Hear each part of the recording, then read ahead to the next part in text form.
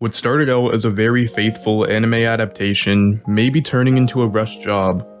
Although the webtoon is action heavy, it seems like the God of High School anime might be focusing far too much on the action and losing some of the nuance in the webtoon that makes the story very special. With all that being said, however, it's only the third episode, so hopefully some of the things skipped in this episode will be covered in later ones. But I'm just not sure how much will be covered since the studio was only given 13 episodes to cover 112 chapters from the webtoon. So in this video, I'll be going over everything the anime skips to give you guys a fuller understanding of the story. God of High School Episode 3, Wisdom/Kingdom, covering chapters 14 through 22 and a segment from chapters 24. While this episode is still great, its adaptation differs from previous weeks. The other episodes were characterized by restructuring the webtoon and making improvements to the story, while this episode starts fully skipping content, reducing epic character introductions to a mere mention and completely removing some chapters. The episode opens up with an introduction to the main villainous organization of the story. In the anime, the organization is depicted to be run more like a church, as you see some of the followers and you see the leader, presumably the head of the church. The scene in the anime is the snippet from chapter 24 where we see the same organization. But I will say that I actually liked how they were shown in the webtoon better than the anime because there was a lot more mystery in the webtoon. In this opening, we see some of the faces of 3 of the key members and some details to what the leader might look like. While in the webtoon, everyone still has their cloak on and there's no really details or hints given to what they actually could look like. After this scene, we get the intro to the anime, then we get some restructuring, and the second half of chapter 19 is gonna be split up around this episode.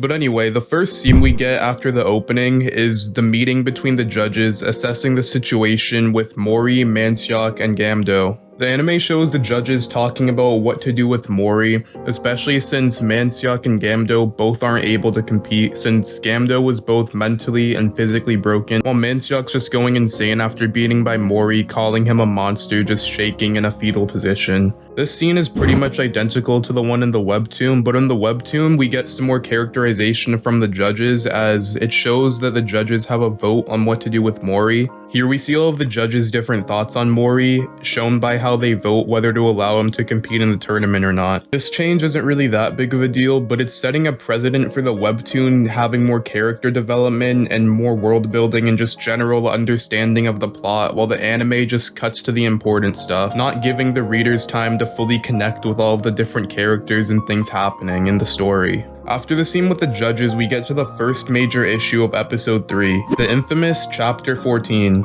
This chapter is completely skipped in the anime and it was full of really important scenes, so I'll do my best to cover chapter 14 right here to give you guys a better understanding of the story. Chapter opens up with Commissioner R and Commissioner Q on a rooftop. While on the rooftop, they look at each other and they have a sort of seemingly friendly-ish banter, discuss how they haven't fought in a while, and then the clash starts.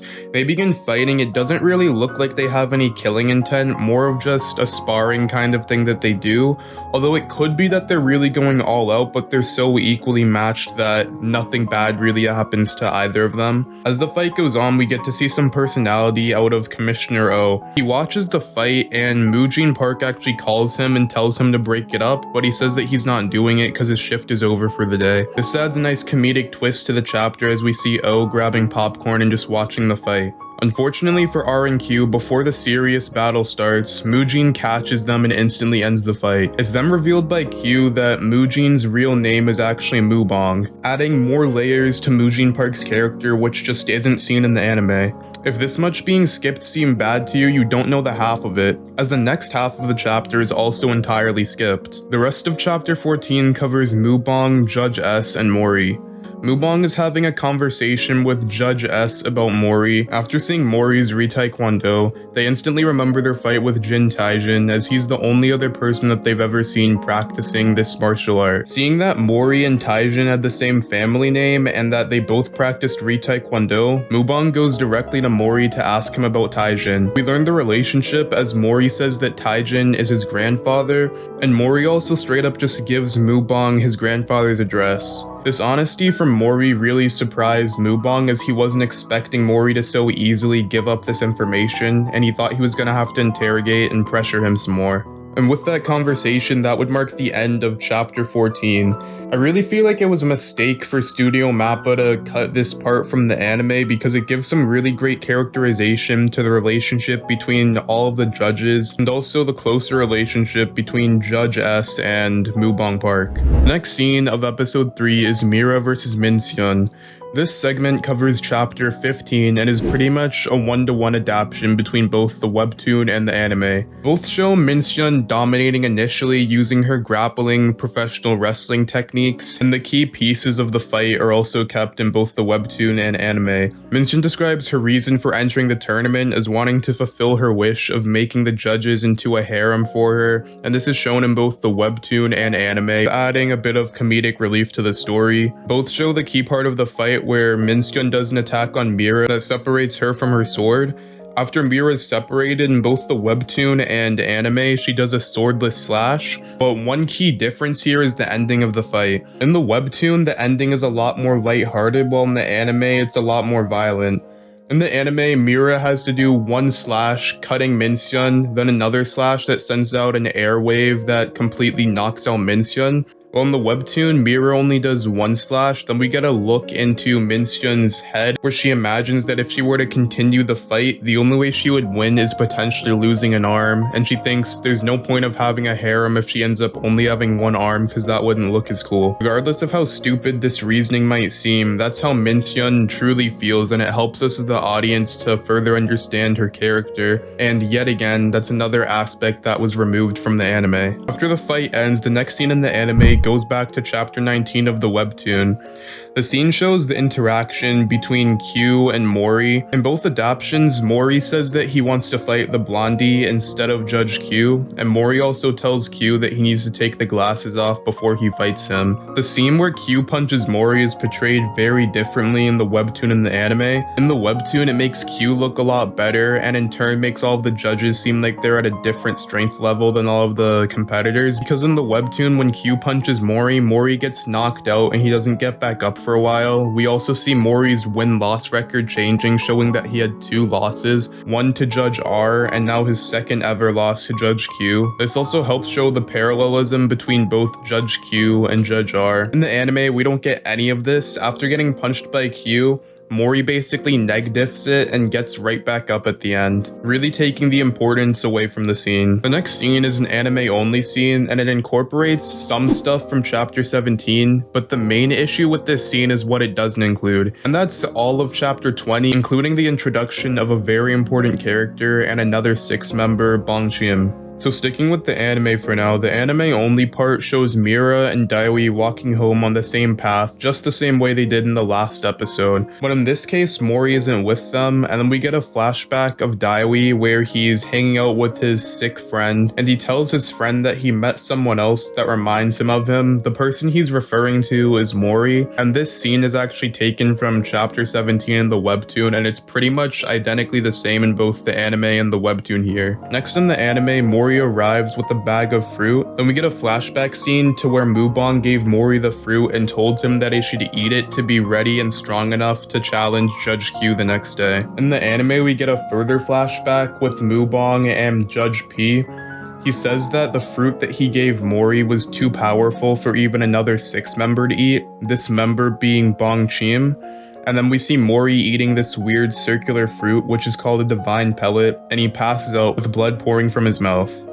The webtoon is way different, and it introduces an important character rather than just name dropping him. The context is a bit different, so I'm gonna have to explain that so you understand why everything's happening in the way it is. In the webtoon, Mori is held in the back section of the arena overnight since he's still being interrogated by Mubong to find details about Taijin Jin. Later that night, when all of the judges go home, Mori wakes up due to his hunger. He's starving and he hears a voice calling him. The voice leads him to a set of doors, and he tries to open it, but before he can, his GP is scanned. His GP is high enough so he's able to open the doors, which is going to be an important thing that we'll come back to probably in 1 or 2 episodes or so. But anyway, when he opens the door, he sees a man hanging in the room, and this man is Bong Chim. Mori goes past him, ignoring him because he's so hungry and sees a fruit. After Mori eats the fruit, it's revealed that Bongchim locked himself in the room and didn't want to get let out until enough years passed and he was powerful enough to handle the fruit. Bongchim then pleads with Mori to help set him free, telling him that all he has to do is type a password into a computer, but unfortunately for Bongchim, he ends up forgetting the password. Mori decides to put his own name in the password, which was Jin Mori, and that didn't work, so he put Jin Taijin in. Bongchim started questioning how Mori knew those names and why he guessed them as the password, and Mori just tells him that Taijin is his grandson. This makes Bongchim very angry as he remembers that Taijin is the person that ripped his arm off him, and he sends a devastating poke at Mori's chest, knocking him out. This is where the chapter ends with Mori laying on the ground with a pool of blood coming out of his mouth. At the end of the day, both the webtoon and the anime show Mori in a pool of blood in a very defeated state so that he can be late to the fight with Judge Q the next day, but this is very different and a lot's left out. From a whole new character introduction to some more characterization of his mysterious grandfather Taijin. Now going back to the anime, we get the fight between Daiwe and Seung-Chul, covering chapters 16 through 18. In terms of the fight, the anime does a pretty good job. It's almost a one-to-one adaptation. However, the emotion of the fight isn't there in the anime. This is because of Seung-Chul's lackluster characterization. In the webtoon, it's a completely different story though. There's a whole flashback for Seung-Chul showing his ideology and reason to fight, so I'm gonna cover it in this episode so you guys can understand Seung-Chul as a character better. Seung-Chul was a person who thought that he was the perfect human. He thought that he reached a perfect balance between strength and knowledge, reaching what he called nirvana. We get a flashback to explain why he felt this way. At a young age, Seung-Chul was always a bookworm, and his dad tried to convince him to do other things. Because he respected his dad so much, he did drop the books for a period of time and tried to experience life in the way his dad convinced him to. He looked up to his dad as a police hero that beat everyone with a bat. One day his dad caught a bad criminal, but there wasn't enough evidence to prosecute him. Later that week, his dad was killed by the same guy that he had already captured.